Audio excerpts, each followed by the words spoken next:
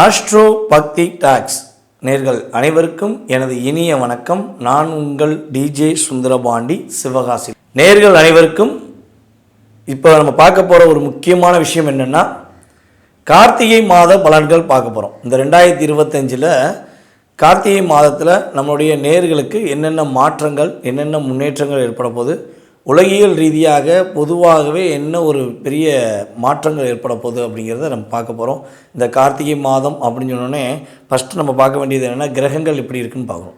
இந்த மாத பலன்கள் அப்படின்னாலே சூரியனை அடிப்படையாக கொண்டு தான் பார்ப்போம். அப்போ நம்மளுடைய நவகிரக நாயகனான சூரிய பகவான் நீச நிலையிலிருந்து, அதாவது தன்னுடைய வலிமையை இழந்த சூரியன் மீண்டும் தன்னை புதுப்பித்து கொள்ள, தன்னுடைய வேகத்தை அதிகரித்து கொள்ள உச்ச நிலையை நோக்கி பயணிக்கக்கூடிய ஒரு அற்புதமான ஒரு மாதம்தான் இந்த கார்த்திகை மாதம். அதே போல் பார்த்திங்கன்னா, கார்த்திகை மாதத்தில் சூரியனும் செவ்வாயும் புதனும் இணைந்து விருச்சிக ராசியில் அமர்ந்திருக்காங்க. ஆரம்பத்தில் இவங்களுடைய 3 பேருடைய அமைப்பு ரொம்ப சூப்பராக இருக்கும் போது, இந்த 3 நபர்களையுமே, 3 கிரக அதிபதிகளையுமே நம்மளுடைய சுப கிரகமான குரு பகவான் பார்க்கார். இது ஒரு மிகப்பெரிய அற்புதமான மாற்றத்தை கொடுக்க போகுது. குரு பகவான் பார்த்திங்கன்னா, நம்மளுடைய கடகராசியில் அதிசாரமாக வந்த குரு பகவான் நம்மளுடைய 3 கிரகங்களையும் பார்க்காங்க. ஸோ அதுக்கடுத்து பார்த்திங்கன்னா, ராகு பகவான் நம்மளுடைய கும்பத்தில் இருக்கார். சனி பகவான் பார்த்திங்கன்னா எப்பொழுதும் போல் அவருடைய வக்ர நிலையில் நம்மளுடைய மீன ராசியில் இருக்கார். சனி பகவானுடைய அத்தனை விதமான தாக்கத்தையும் குரு பகவான் தன்னுடைய 9ஆம் பார்வை மூலம் என்ன பண்ணுறாரு, கண்ட்ரோல் பண்ணுறாங்கிறத பார்க்குறோம்.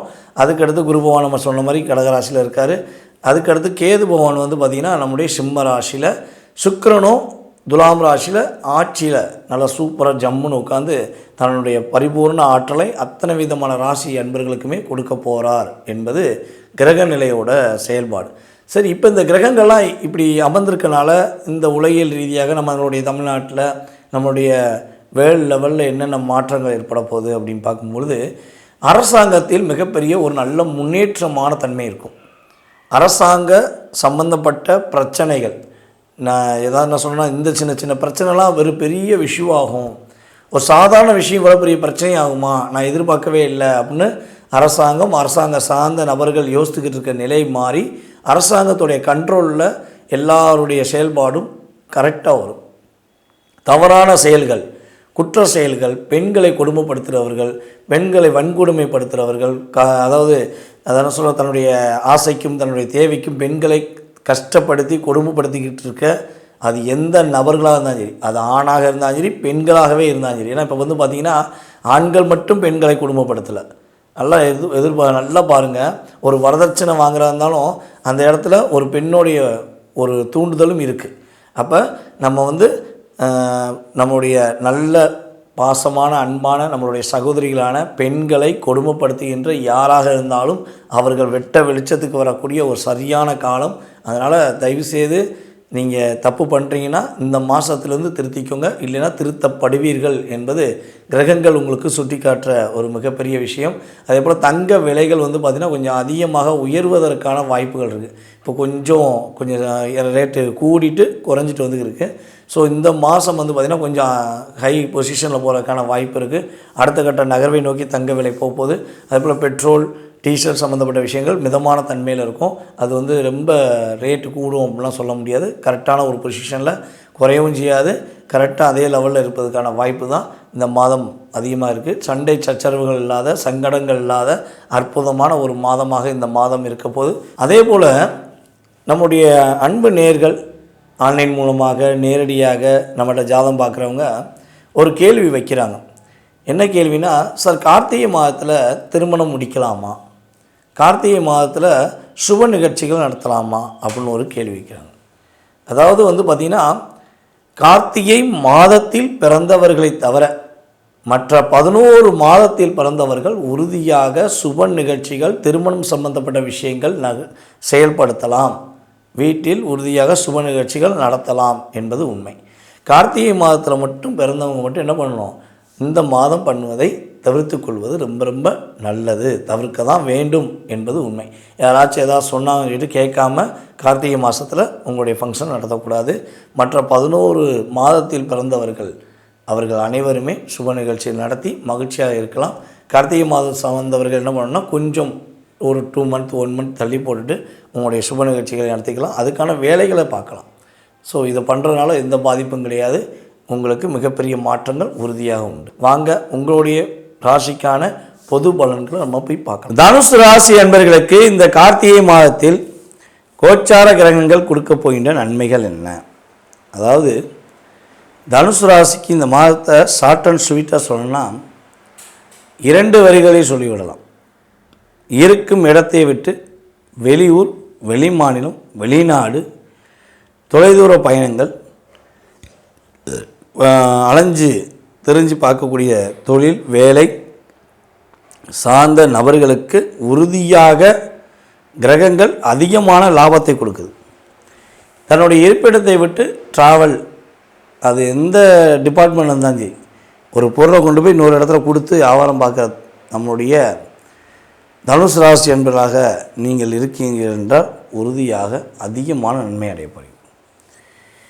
உங்களுடைய ராசியின் அதிபதி 8ஆம் இடத்தில் அமர்ந்தாலும் அவர் அமர்ந்திருக்க இடம் கடகம். கடகத்தில்தான் குரு உச்சம். அப்போ குரு பகவானுடைய பார்வை உங்களுடைய ராசிக்கு 2ஆம் இடமும் மற்றும் உங்களுடைய ராசிக்கு 12ஆம் இடத்திலையும் விழுகுது.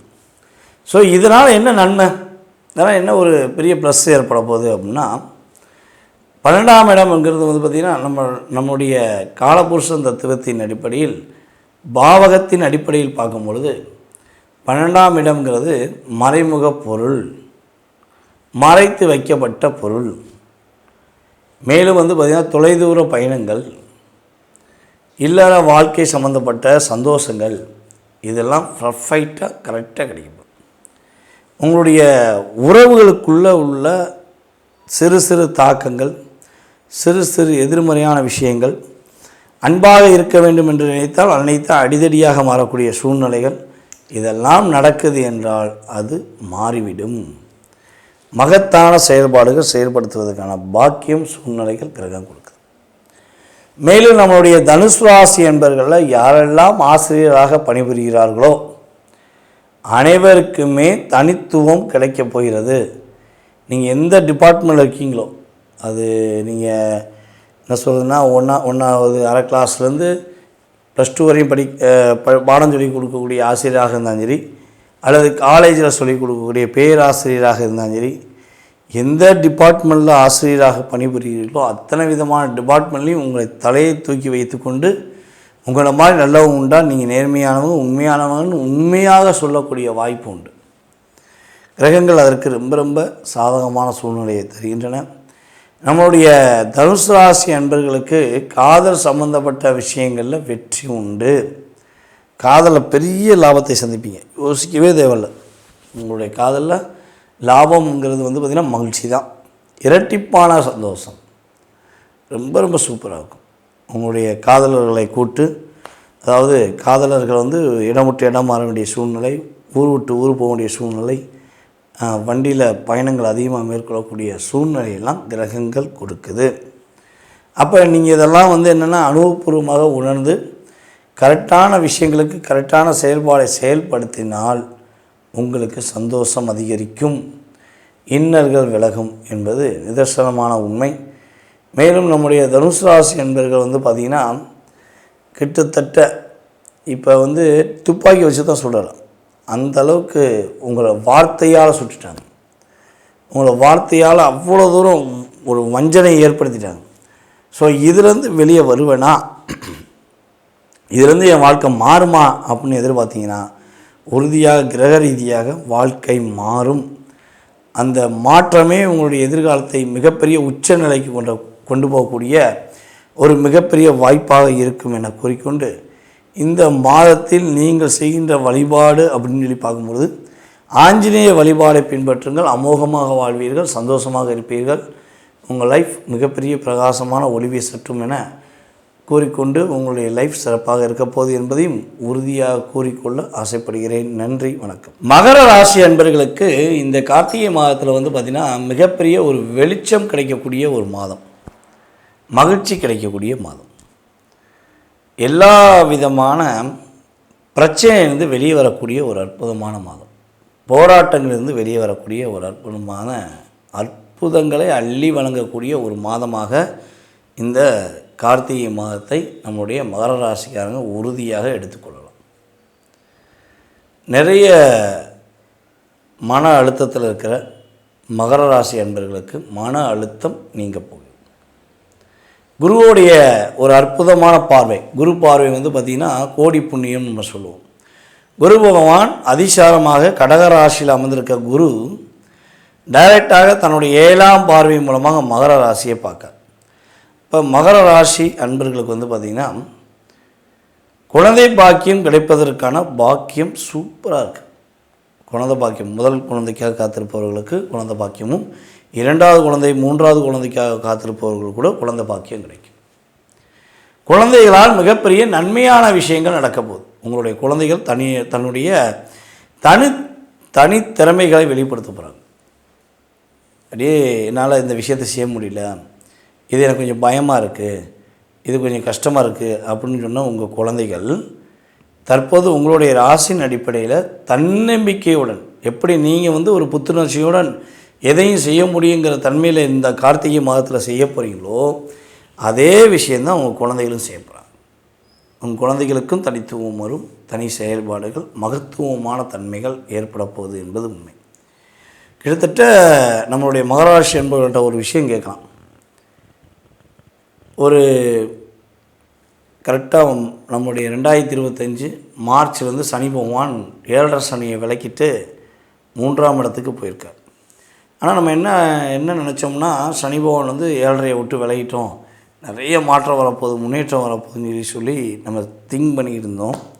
ஆனால் இந்த சனி பகவான் பார்த்திங்கன்னா இந்த கிட்டத்தட்ட இந்த மார்ச் 2025 இப்போது வரையுமே முயற்சியில் பல பிரச்சனையை கொடுக்கார். நிறைய முயற்சி எடுத்துட்டீங்க, சொந்தமாக தொழில் செஞ்சு பார்த்துட்டீங்க, புதிதாக ஏதாவது ஒரு வேலையில் சேர்ந்து பார்த்துட்டீங்க, இவங்களை அட்ஜஸ்ட் பண்ணுவோம் இல்லாட்டி அவங்கள அட்ஜஸ்ட் பண்ணுவோம், அட்ஜஸ்ட் பண்ணி எப்படியாச்சும் நம்ம வேலையை தக்க வச்சுக்கிடுவோம், அவங்க சொல்கிற வேலையெல்லாம் செய்வோம், பரவாயில்ல நம்ம செய்யக்கூடாதுன்னு நினச்சா வேறு வழி இல்லை, அப்படிலாம் நிறைய விட்டு கொடுத்து போயிட்டீங்க. இந்த விட்டு கொடுத்து போய் கடைசியில் உங்களுக்கு என்ன பேர் வச்சிட்டாங்கன்னா, இவன் என்ன சொன்னாலும் எத்தனை நம்ம இவனை டார்ச்சர் பண்ணாலும் இவன் கோவப்பட மாட்டான், இவன் நம்ம சொல்கிறத மட்டும் தான் கேட்டுக்கிருப்பாங்க அப்படின்னு சொல்லி உங்களுடைய எதிராளிகள் நினைப்பாங்க. நான் அதனால் கொஞ்சம் உங்களுக்கு தெளிவாக சொல்கிறேன். அப்போ உங்களுக்குன்னு ஒரு வலிமை இருக்குது. உங்களை மாதிரி கோவப்பட்டுட்டா அந்த கண்ட்ரோல் பண்ணக்கூடிய ஆள் யாருமே கிடையாது. ஏன்னா நீங்கள் மேக்ஸிமம் கோவப்பட மாட்டீங்க, அட்ஜஸ்ட் பண்ணி போயிடுவீங்க, விட்டு கொடுத்துருவோம், பரவாயில்ல நல்லா இருக்கட்டும், நம்ம கூட பிறந்தவங்க தானே, நம்ம கூட வேலை பார்க்குறவங்க தானே, இருக்கட்டும் நல்லா இருக்கட்டும் அப்படின்னு விட்டு கொடுத்து போகிற தன்மை உங்களுக்கு இருக்கும். ஆனால் ஒரு 90% தான் அதை ஃபில்ட்ரு பண்ண முடியும். 90க்கு மேலே போயிடுச்சு என்ன பண்ணுவீங்க, கோபத்தின் உச்சியில் சென்றுடுவீங்க. நீங்கள் எடுத்து அடிக்க ஆரம்பித்தா எடுத்தோடனே கை நீட்டிடுவேண்டா அப்படின்னு சொல்லக்கூடிய நபர் தான் நீங்கள். ஆனால் உள்ளே பாவம் அப்படிங்கிற ஒரு வார்த்தை உள்ளே உங்களுக்குள்ளே பதிஞ்சிருக்கனால தான் பூனைக்குட்டியெல்லாம் நம்மளை சேட்டை பண்ணுது அப்படிங்கிற மாதிரி உங்கள் கூட எல்லா விதமான நபர்களும் சூழ்ச்சியின் அடிப்படையில் செயல்படுத்துகிறார்கள் என்பது உண்மை. மேலும் மகர ராசிக்காரங்க கொடுத்து தன்னுடைய அத்தனை விதமான அன்பு, அத்தனை விதமான சொத்து, அத்தனை விதமான பொருள்களை கொடுத்து பழகிய நபர்களே தவிர யாரிடமும் பெற்று அதன் மூலமாக தன்னுடைய கம்பீரமான வாழ்க்கையை வாழ வேண்டிய நிலைமையில் ஒரு மகர ராசிக்காரன் கூட இருக்கிறதுக்கான வாய்ப்பு இல்லை. அவ்வளோ தூரம் ஸ்ட்ராங்காக உங்களுடைய உழைப்பின் மூலமாக தான் முன்னேறிப்பீங்க. அப்பா சொத்தை வச்சு பண்ணேன், அம்மா சொத்தை வச்சு பண்ணேன், இல்லை மனைவியோட கணவருடைய சொத்தை வச்சு தன்னுடைய வாழ்வாதாரத்தை உயர்த்தினேன் அப்படின்னு சொல்லக்கூடிய நபர்கள் ரொம்ப ரொம்ப கம்மி. தன்னுடைய உழைப்பின் மூலமாக முன்னேறணும்னு சொல்லக்கூடிய ஆற்றல் தான் உங்களுக்கு உண்டு. அந்த உழைப்பிலேயே நிறைய தடுமாற்றத்தை சந்திங்க. 1 அல்ல 2 அல்ல, நிறைய தடுமாற்றங்கள், நிறைய குழப்பங்கள். நீங்கள் கரெக்டாக தீர்மானமாக முடிவு எடுத்து இதை செய்யலான்னு நினச்ச விஷயத்த சாதாரண ஒரு நபர் நீங்கள் ஒரு கேள்வி கேட்டதுனால குழப்பி விட்டுருவார். அப்போ மகர ராசி மனசுக்குள்ளே உள்ள ரகசியங்களை ஒரு நாளைக்கு செய்யக்கூடிய விஷயமோ அல்லது 4 நாள் கழித்து செய்யக்கூடிய விஷயமோ அல்லது 1 வருடம் கழித்து செய்யக்கூடிய விஷயமோ எதுவாக இருந்தாலும் இதை நான் செய்ய போகிறேன், செய்து முடித்து விடுவேன் என்று தற்பெருமை கொள்வதை தவிர்க்க வேண்டும். ரகசியங்கள் பேணியாக்கும் பொழுது உங்களுக்கு தேவையில்லாத சிக்கல்கள், தேவையில்லாத பிரச்சனைகள் வராமல் உங்களை முழுமையாக பாதுகாத்து கொள்ள முடியும் என்பது நிதர்சனமான உண்மை. நம்மளுடைய மகராசி என்பர்கள் என்ன விஷயத்தில் கவனமாக இருக்கணும் அப்படின்னா, 2ஆம் இடத்தில் ராகு, ராசிக்கு 2ல் ராகு, ராகுவோடைய பார்வை பார்த்திங்கன்னா உங்களுடைய ராசிக்கு 8ஆம் இடத்துல தன்னுடைய 7ஆம் பார்வையாக உள்ளது. அதேபோல் மகராசி என்பவர்களுக்கு பார்த்திங்கன்னா ராகுவோடைய ஆதிக்கம் அதிகமாக இருப்பதற்கான சூழ்நிலைகள் இருப்பதனால யாரையும் நம்பி ஏமாறக்கூடாது. யாரையும் முழுசாக நம்பி இவங்க தான் உலகம், இவங்க நம்பிட்டேன், இவங்களே என்னை செயல்படுத்துவாங்கன்னு சொல்லி தயவு செய்து நம்பிக்கையின் அடிப்படையில் கொடுக்காதீங்க. யாராக இருந்தாலும் தூங்கும்போது கூட ஒரு கண்ணை முழித்து இன்னொரு கண்ணை தூங்க வச்சு தான் நீங்கள் செயல்படுத்தணும். அந்தளவுக்கு தான் உங்கள் லைஃப்பில் நிறைய ஏமாற்றத்தை சந்திச்சிங்க. ஏமாற்றம் இல்லை என்று சொல்லக்கூடிய நபர்களாக இருந்தால் நேரத்தில் உயர்ந்த நிலைக்கு போயிருப்பீங்க. அப்போ உயர்ந்த நிலைக்கு போகாமல் உங்களுக்கு அத்தனை விதமான திறமைகள் உங்களால் அங்கீகரிக்கக்கூடிய விஷயங்கள் செயல்படுத்தவில்லை என்றால் உறுதியாக அதை செயல்படுத்துவதற்கான ஆற்றலை நீங்கள் ஏற்படுத்தி கொள்ள வேண்டும். துர்க்கை அம்மன் வழிபாடை நீங்கள் மறக்காமல், நம்மளுடைய மகர ராசி என்பவர்கள் கார்த்திகை மாதம் முழுவதும் துர்க்கை அம்மன் வழிபாடை எத்தனை முறை நீங்கள் வழிபாடு செய்கிறீர்களோ அத்தனை விதமான முன்னேற்றங்களையும் சந்தோஷத்தையும் உறுதியாக பெறுவீர்கள் என்பது நிதர்சனமான உண்மை.